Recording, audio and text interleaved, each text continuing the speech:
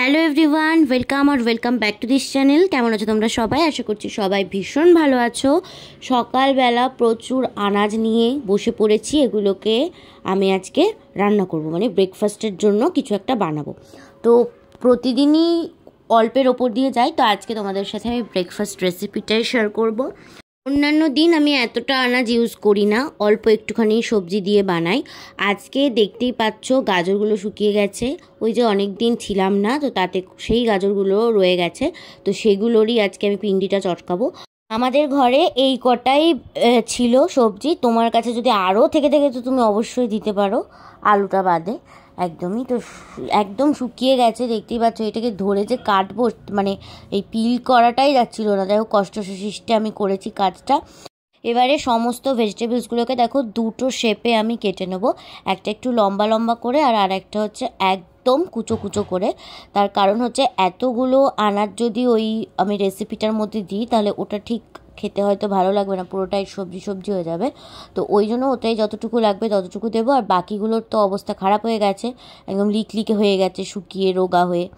একটা গাজর থেকে হাফ পোর্শন নিয়ে আমি শুধুমাত্র ওই ছিলাটার মধ্যে দেব, আর বাকিগুলো দেখো লম্বা লম্বা করে টুকরো করে নিচ্ছি। এইগুলো দিয়ে আমি একটু ভাজা ভাজা টাইপের করে নেবো। একদম কী করবো ভাজা ভাজা, সেটা তো পুরো রেসিপিটা দেখলেই জানতে পারবে না কি।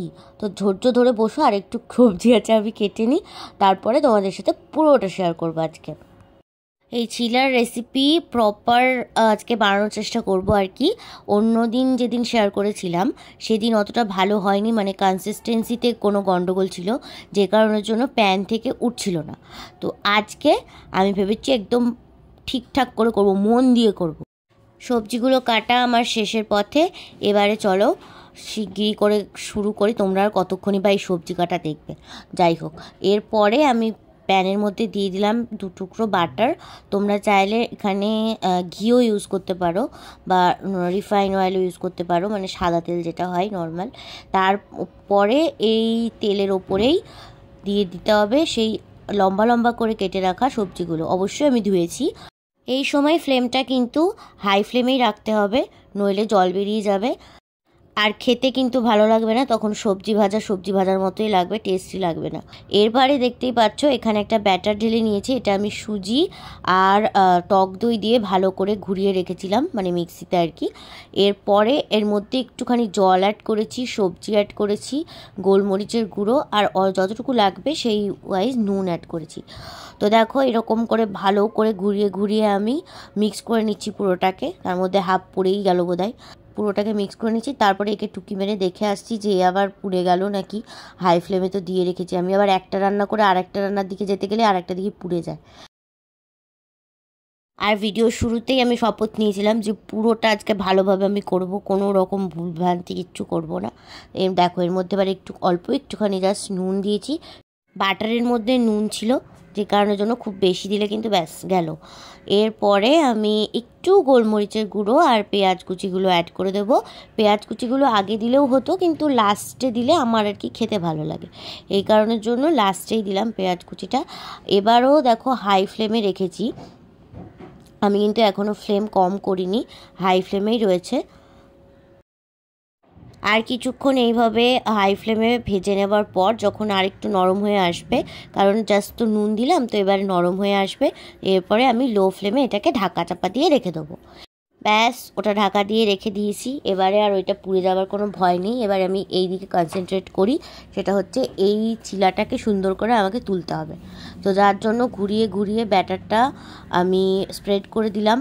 আচ্ছা, এই চিলাটা যত সুন্দর করে স্প্রেড করা যাবে, যত লেয়ারটা পাতলা করা যাবে, টেস্ট কিন্তু তত ভালো হবে, মানে ক্রিস্পি হবে, ডোসার মতো লাগবে খেতে। কারণ এখানে আমি টক দই ইউজ করেছি, এই জন্যই। তাছাড়া এর মধ্যে অল্প একটুখানি ভিনিগারও দিয়ে দিই আমি অন্য সময়, যখন দেখি টক দই নেই, তো ভিনিগারও দিই, তো আসে মোটামুটি কাছাকাছি টেস্ট আসে।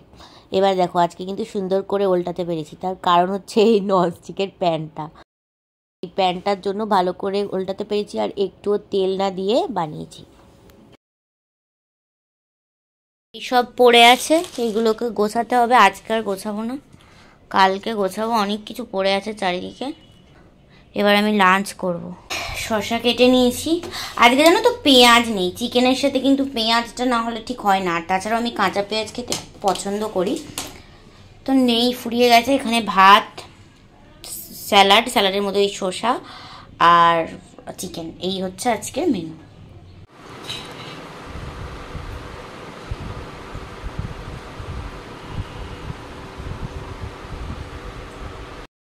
এবারে রাত্রিবেলা ঘুমানোর আগে আমি যেটা করেছি, একটা ফেস প্যাক সুন্দর করে মুখে লাগিয়ে নিয়েছি। 10 মিনিট রেখে আমি এটা ধুয়ে ফেলবো।